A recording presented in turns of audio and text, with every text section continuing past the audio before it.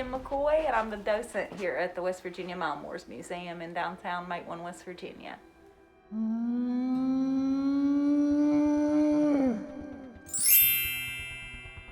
Everything really followed the railroad tracks here, so all the civilization in the mountains here follows the rivers and the creeks and the streams, and that formed the little towns and the little coal company communities here along the West Virginia-Kentucky line.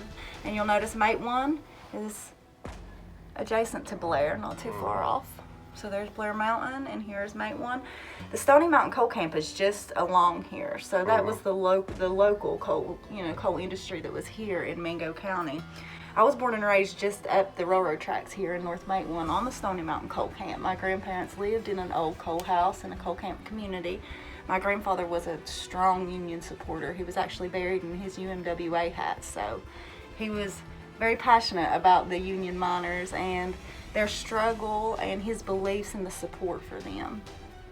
Slick Creek is right here around Lobeda and Sprigg, right in this area down here. That's also where the 3-Day War took place too. A lot of people don't know about the 3-Day War. Yeah, the 3-Day Lick Creek Battle. Absolutely. So there's a lot of history to that really needs to be recognized too. I don't think that we shine a light on that correctly. Absolutely, the government. This is a history that you're not really going to learn about in your 5th grade, 8th grade, or 11th grade American history classes, and that's really sad too, because the struggle that took place here with the miners is something that needs to be told. The way that the coal companies really enslaved these miners. I mean, it was as close to slavery as you could get without it being called slavery, is what these people here went through. And absolutely is not taught in American history. Actually, we have the American history books up to the date that are on display over here. You'll be able to see them in just a minute, and we have them open to the pages where the Battle of Blair Mountain would have actually been taught, and it's completely skipped over.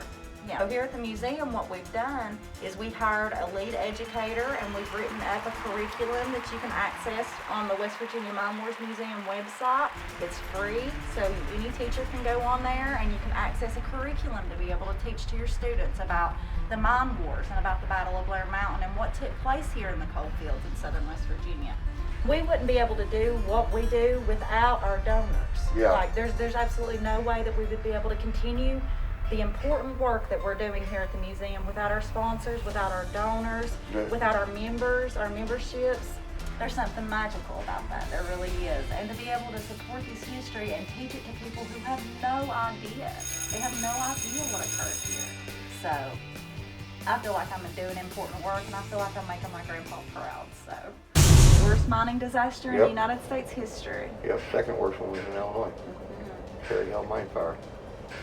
When we had our Miners Memorial exhibit displayed in the former location, I remember dusting it off one day, and I stood over there and I was reading the stories of these coal miners and of these women and these children who had lost these men to these tragic mining disasters, and tears, just like, it was overwhelming.